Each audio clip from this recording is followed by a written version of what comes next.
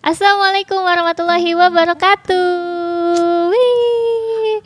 Balik lagi ke Rumpis. Ngobrol ringan, banyak plot twist. Plot twist.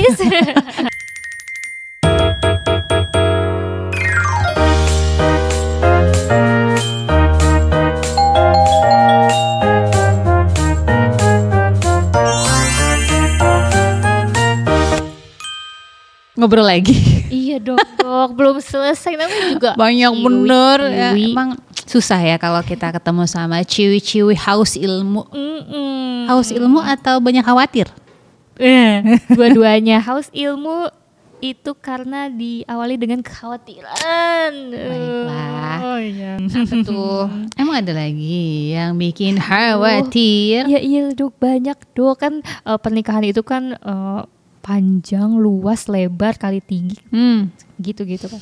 Berarti fenomena-fenomena atau kejadian-kejadian yang bikin khawatir tuh juga banyak lagi dok. Nah salah satunya ini dok, aku tuh sekarang jadi sulit banget ngajak temen aku main. Tapi untuk dia yang sudah menikah. Oke. Banyak bestie aku kan yang udah menikah gitu ya. Tapi dia jadi susah diajak main. Aku karena dia tuh udah sibuk juga dengan rumah tangganya, ngurus suaminya. Bahkan kalau yang udah punya anak jadi ngurus anaknya. Aku jadi takut deh dia kesepian, alone gitu. Apa nanti pas pernikahan itu bakal merasakan kesepian? Kaget Allahu Akbar. Ada lagi dong. Aku pernah lihat bahwa setelah menikah itu temen aku ya yang cerita, dia malah merasa kesepian dok. Oke. Emang pernikahan menciptakan kesepian? Oke, baik ya. Dengarkan baik-baik gitu ya. Ini tuh bahkan sekarang yang kakak cerita nih, itu aku nemuin banyak reelsnya. Benar, jadi benar. kesepian itu bisa terjadi setelah banyak pernikahan. reelsnya. Jadi bahkan banyak sekarang teman-teman di luar sana yang ngangkat ini jadi topik yang memang lagi hits banget lah. Kenapa? Itu bisa terjadi kalau kita sama pasangan kita itu bukannya jadi soulmate, tapi jadi roommate. Apa sih maksudnya? Sekamar tapi nggak sejiwa gitu. Waduh ya Allah. Gimana nggak ngerasa kesepian? Kalau ya udah, ini nggak dikit loh kak. Masing-masing punya kehidupannya masing-masing. Sekarang kan banyak yang kayak gitu ya. Maksudnya masing-masing dari kita pasti punya aktivitas yang nggak selalu bareng-bareng. Ya, yang punya bisnis bareng ya oke lah gitu. Tapi ya nggak selamanya juga kemudian dia bisa komunikasi layaknya suami istri kan. Nah, yang terjadi adalah udah masing-masing sibuk.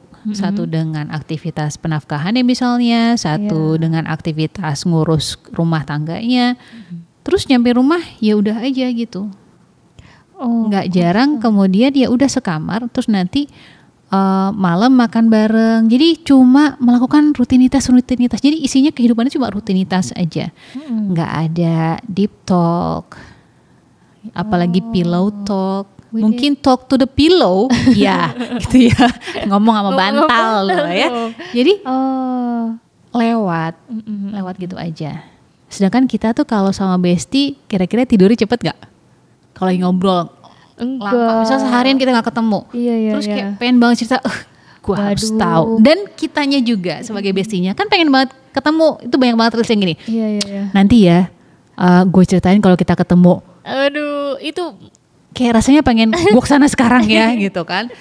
Jadi itu gak ada. Itu gak ada. Nggak ada rasa ingin cerita. Kenapa? Karena kekhawatiran kalau cerita malah jadi ribut deh, males gitu. Sedangkan soulmate itu kayak pernah nggak ngerasain kita punya teman. Iya. Dan banyak. Iya nggak sih? Kalian temenan nggak sih gitu ya? Temenan. Kak Salma cinta banget ya. Temenan kayaknya. Ini kayak ya udah deh temenan deh, nggak enak ditanya soalnya gitu. Kayak kita tuh nggak usah ngomong apa-apa, nggak perlu ngejelasin apa-apa, tapi mereka tuh kayak udah tahu mesti gimana. Oh my god. Itu di sini banget sih. Oke. Ya Allah, circle kamu Masya Allah ya. Yang belum punya cari ya. Kenapa? Karena memang udah kenal kamu banget. Udah kenal sifat dan siap memahami kamu. Siap memahami. Yes. Dan gak jarang kadang-kadang kita ngelakuin hal-hal bodoh tapi masih dibelain gak sih? Kayak gak apa-apa lagi, Kak Salma kan gak apa-apa lagi, emang kadang kita suka bodoh aja gitu ya. Jadi ya soulmate itu nerima kita kan. Kenapa kita bisa ngelakuin itu sama sahabat kita, tapi kita gak bisa ngelakuin itu pada saat yang dihadapkan kita adalah pasangan kita. Gak bisa ngelakuin itu sama pasangan kita. Padahal gak dikit ya yang menikah sebelumnya, misalnya ya ada yang sudah tahu gitu ya dari jauh, maksudnya kayak wah luar biasa lah. Atau misalnya bestie ya gitu, dia menikahi bestinya misalnya. Tapi akhirnya juga gak juga jadi bestie pada saat menikah, gak juga jadi soulmate pada saat nikah. Kenapa? Ya kunci soulmate itu gak lain, gak bukan, kayak mau sulap nih kita ya, adalah satu kata yang sering kamu ucapin kalau kamu datang ke kawinan. Atau Kaulah ya, sakinah mawaddah warohmah. apa tuh? Itu 3, singkat. Oh singkat ya? Samawar. Iya. Semoga samawa ya, gitu kan. Iya. Tapi kita kayak ya ngomong aja gitu karena emang kebiasaan aja kan kayak gitu. Sakinah mawaddah warohmah. Apa Kak? Kalau sekarang wadidaw. Kalau sekarang banyaknya apa? Mawaddah. Mawaddah wadidaw. Wadidaw. Kok kayak si Rafa gitu. Sakinah mawaddah. Wah nggak udah-udahan. Oh gitu. Kondangan dulu ya soalnya ya. Wah nggak udah-udah. Wadidaw gitu ya, kayak wah apalagi gitu ya. Ya jadi ternyata ya karena saking kita nggak taunya itu, kayak ya udahlah gitu. Sakinah mawaddah warohmah tuh kayak cuma kayak angan-angan ya. Ya semoga bisa gitu. Padahal itu kayak kunci kalau kita emang pengen jadi soulmate. Mari kita kupas satu persatu. Iya. Jadi pengen tahu gak sih? Pengen. Karena setahu aku pengen tahu nggak? Gue pengen tahu pengen. Sakinah kayak ya, yang aku tahu ya sakinah ketenangan. Oke. Mawaddah itu effort atau rasa sayang yang lebih daripada rasa kasihan gitu. Oke. Bener gak ya? Sakinah mawaddah warohmah. Nah, warohmahnya itu hadiah dari Allah gitu. Oh iya, ya udah deh. Iya. Bener gak tuh guys? Jadi sakinah itu benar. Kan kita sering dengar ya sakinah gitu, merasa tenang. Nah bahkan kalau teman-teman nemu undangan ya, misalnya diundang terus even itu mau invitation kayak gitu ya. Tapi nggak tahu ya, aku nggak tahu kalau di invitation yang itu yang biasa pakai itu dia masih ada nggak tuh ya Quran surat Ar-Rum 21. Oh iya. Ya. Template banget kan. Setiap undangan tuh kayak tukang undangan pasti akan bilang. Nah itu. Iya. Ini pakai hafalannya itu. Kayak tukang undangan tuh kayak udah hafal gitu ya. Nah jadi tapi seringkali pas kita nemu undangan gitu, yang kita lihat apa sih? Nikahnya sama siapa, mungkin hari apa, jam berapa, di mana, gitu. Bahkan kalau perlu kita foto itu bagian itunya aja, kayak ya udah gitu, supaya nggak lupa aja gitu, dan supaya kita bisa tahu mapsnya gimana. Oh betul. Okay. Tapi ternyata di dalam undangan itu, surat undangan itu ada satu kunci yang memang sebenarnya itu buat reminder buat kita. Itu sering ke skip. Nah, Quran surat Ar-Rum itu.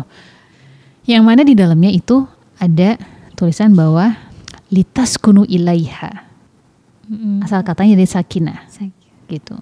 Untuk merasa tentram kepadanya. Pengen gak sih kita nikah ngerasa tentram? Ngerasa tenang? Di dunia yang jedak-jeduk ini sih ya kan nyarinya ketenangan. Itu yang kita cari kan, ketenangan yang mungkin nggak bisa dibayar dengan apapun. Begitu bukan? Kasama bagian. Yes gitu. Jadi ternyata pada saat kita lihat di tafsirnya gitu ya, sakinah itu dari kita lihat dari litaskunu ilaiha, merasa tentram kepadanya. Ha itu kata ganti laki-laki atau perempuan? Perempuan. Contohnya apa? Kayak misalnya kita gini. Allahumma gfir. Nah, kalau dia meninggal ya kan, gitu. Allahumma gfir laha warhamha wa'afi wa'fuanha. Itu kalau kita doain misalnya almarhumnya adalah mayitnya adalah perempuan. Tapi kalau misalnya laki-laki, Allahumma gfir lahu warhamhu wa'afi wa'fuanhu. Dan nggak ada yang bingung antara laki-laki dan perempuan kan. Karena kalau enggak jadi Allahumma gfir lahu hahu kan gitu. Itu jokes bapak-bapak. Ya udahlah ya. Nah, jadi itu adalah kata ganti untuk perempuan. Jadi pada saat Allah bilang agar engkau merasa tentram kepadanya, berarti siapa yang melahirkan ketenangan? Kita perempuan lagi gitu ya. Tapi bukannya kita juga perlu ditenangkan? Iya. Yang harus dilakukan adalah tenangkan dirimu dulu. Oke. Karena kita yang punya kemampuan itu sebenarnya untuk menenangkan. Yes, kita. Karena Allah yang bilang. Oh iya. Gini deh, kalau suami marah, oke. Anak tetap makan nggak? Suami marah nih, anak kita tetap makan nggak? Makanan tetap ada misalnya, tapi ini suaminya lagi misu-misu tapi istrinya bisa tenang misalnya. Anak-anak bisa makan, bisa. Rumah bisa beres, bisa. Terus suaminya kira-kira bisa nggak ditenangkan sama istrinya? Bisa harusnya. Cuma gimana kalau istrinya yang nggak tenang? Wow. Kacau. Oh iya kacau. Bisa kora dok. Bisa ya rumah gak beres, anak-anak kalau bisa ya udah males lah kayak masak kayak beli aja deh kayak ya jadi gak keurus semuanya. Itu dampaknya kayak pokoknya ya semua harus tahu kalau aku marah gitu. Iya. Jadi memang tapi aku nggak gitu kok. Ya alhamdulillah kalau ternyata kita bukan bagian dari yang demikian gitu. Tapi bagaimana ketenangan seorang istri dalam keluarga itu sangat amat menentukan keluarga itu bisa sakinah atau enggak. Oh my god. Contohnya apa? Contohnya? Waktu yang nggak jauh-jauh lah. Siapa sih orang yang masuk surga dan paling layak kita contoh? Mention Bunda Khadijah. Dulu belum nyampe Bunda Khadijah. Belum. Siapa yang menjadi rasulnya Allah, akhirul anbiya, yang udah pasti masuk surga sebelum Bunda Khadijah? Rasulullah. Yes. Siapa istrinya? Bunda Khadijah. Masuk surgakah beliau dijamin? Iya. Yes. Nah, kebayang kenapa sih kemudian kita tuh suruh mencontoh Rasulullah? Bayangin ya.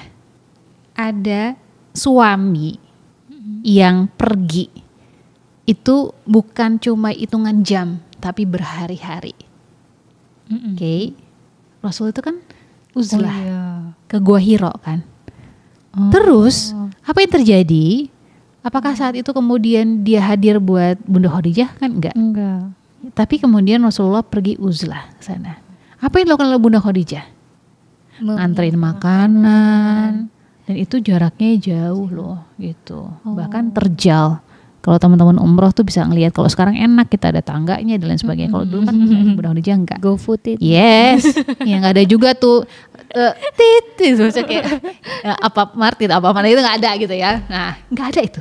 Ya. Nah jadi pada saat kita bicara tentang menenangkan, nah Rasulullah pulang dalam keadaan menerima wahyu. Iya. Tenang nggak Rasul waktu itu? Enggak, ketakutan.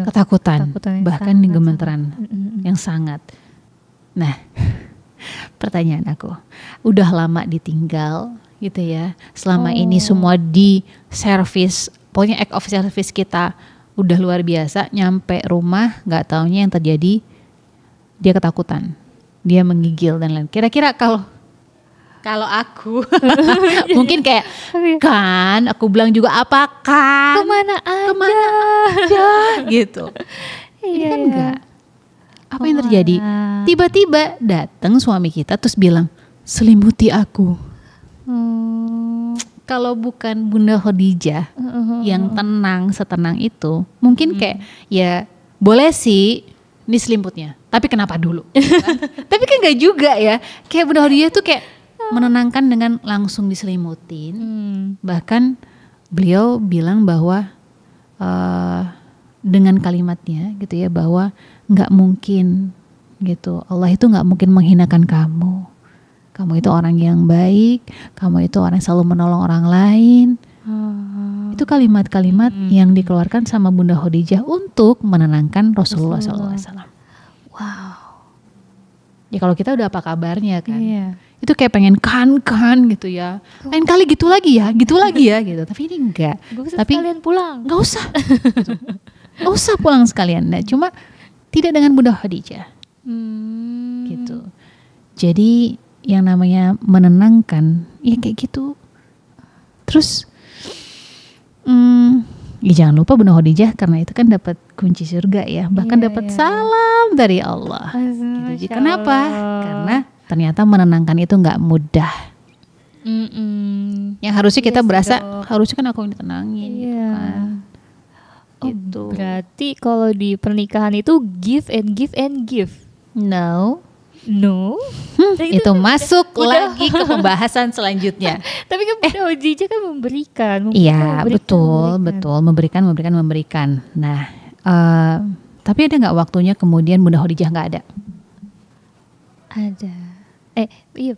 Ada kan sebelum Rasulullah kemudian menikah dengan Bunda Aisyah kan.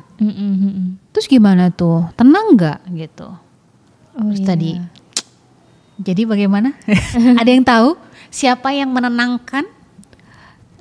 Anak. Ragu-ragu gitu. Iya, jadi yang menenangkan Rasulullah adalah anaknya, yaitu Fatimah. Ya, radhiyallahu anha. Ya.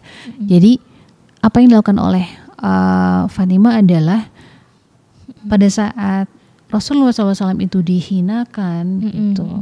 Siapa yang membela Rasulullah adalah Fatimah. Fatimah bahkan gini, bagaimana mungkin mereka melakukan ini, gitu. Wahai ayah, itu sedih banget, gitu ya. Tapi terus Fatimah menutup kalimatnya dengan sesungguhnya Allah Maha Tahu dan Maha Bijaksana. Jadi mencoba untuk menenangkan ayahnya bahwa ayah tenang, Allah tahu kok apa yang engkau hadapi hari ini. Itu Allah tahu kok. Dan Allah gak akan membiarkan kita untuk ya diperlakukan kayak gini kalau Allah tuh Maha Bijaksana. Bukankah itu kalimat yang menenangkan gitu. Jadi ya memang pasangan kita laki-laki itu butuh ditenangkan. Gitu. Terus kaget deh. Berarti kunci biar kita tenang itu lewat ilmu. Yes. Wow. Ya kalau kita nggak tahu ini gimana? Iya. Ini kan suatu hal yang harus dicari tahu kan. Gitu. Bagaimana kemudian kita bisa sama-sama tahu perannya satu sama lain. Bagaimana cara bisa mengeluarkan kalimat-kalimat. Kalimat itu kan hasil dari proses berpikir. Iya. Ya, bisa jadi itu adalah sikap ataupun lisan atau diam, gitu kan. Nah itu kan ada suatu sikap sebenarnya. Itu sikap itu bisa jadi perbuatan ya yang kelihatan. Nah karenanya proses berpikir itu kan perlu ilmu. Oke. Makanya kebayang nggak kalau misalnya kita nggak belajar dari sekarang dan kita terus nuntut suami kita untuk jadi yang menenangkan, padahal potensi itu ada di kamu, gitu. Itu baru belum Dok, aku jadi keinget ini dok, slogannya Erki Amams. Apa tuh? ibu bahagia, keluarga bahagia. Nah, iya benar. Makanya kamu nanti ya ikut RKA Moms juga boleh ya. Jadi ibu bahagia, keluarga bahagia itu emang bukan yang nggak ada maknanya gitu. Jadi pada saat seorang ibu itu bahagia, maka dia akan menjadi pusat kebahagiaan untuk keluarganya. Wow. Ya, karena sumber ilmunya ada di dia. Sumber ketenangannya ada di dia. Oh. Berencana itu ya. Keluarga berencana. Iya. Ada. Jadi sangat-sangat gitu ya, sangat-sangat berpengaruh sekali gitu seorang ibu itu. Kebahagiaan seorang ibu sangat mempengaruhi kebahagiaan keluarga. Masya Allah, guys, jadilah perempuan yang tenang lewat ilmu ya. Insya Allah. Tadi apa dok? Sakinah, mawadahnya gimana nih? Oke. Tadi definisi aku udah bener belum? Mawadah, jadi gini, ternyata nggak cukup hanya lewat lisan. Kalau sakinah itu adalah lisan yang menenangkan, sikap yang menenangkan. Ya. Tapi kalau mawaddah itu lebih kepada physical touch. Au. Yeah. Anda sudah dewasa ya, oke. Ya, jadi kalau dalam kedokteran itu kita satu hal yang apa ya, yang pasti bahwa kita tuh memang perlu physical touch yang mana itu sebagai bagian dari naluri gitu. Oke, kebutuhan naluri. Untuk apa? Untuk berkasih sayang. Nah Allah tuh bilang, terus berkasih sayang itu apakah sampai di situ? Enggak, sampai kemudian kita memiliki keturunan. Oke, panjang. Nah, sehingga physical touch itu sangat penting teman-teman. Dipenuhi. Baik itu sentuhan fisik yang sederhana atau hubungan misalnya intim antara laki-laki, antara suami dengan istri, yang itu kemudian dapat menenangkan, gitu. Iya, makanya pada saat kita baca hadis Rasulullah ya, pada saat menikahlah kamu, gitu ya, maka itu yang akan membuat kamu menjaga pandanganmu, memelihara kemaluanmu, gitu kan? Oh iya. Jadi sebenarnya kalau kita memenuhi itu dan nggak melihat itu kayak ya udahlah itu kayak jadi rutinitas aja, dan itu ada ilmunya lagi gitu ya, untuk bisa kemudian memberikan satu sentuhan yang betul-betul tulus. Oke. Kebayang nggak tulus tuh kayak apa sih? Tulus tuh kayak sampai unyu. Pernah dengar gak kalau sampai ada seorang istri yang kemudian bilang, ya Allah, mendoakan suaminya, ya Allah berikanlah sebelum mulai gitu ya berhubungan intim misalnya, ya Allah berikanlah kenikmatan yang tertinggi untuk suamiku, layaknya saat ia berada di surga dengan para bidadari, dan itu bisa membuat ketaatannya semakin hadir untukmu ya Allah. Wow. Tidak terpenuhinya naluri tadi itu punya efek domino. Paham dong? Kalau sesuatu tidak terpenuhi, akhirnya apa yang terjadi? Terlepas jadi kegelisahan, betul. Kegelisahan yang luar biasa. Jadi kalau kebutuhan jasmani nggak terpenuhi, terancam jiwa kita. Tapi kalau naluri nggak terpenuhi, gelisah.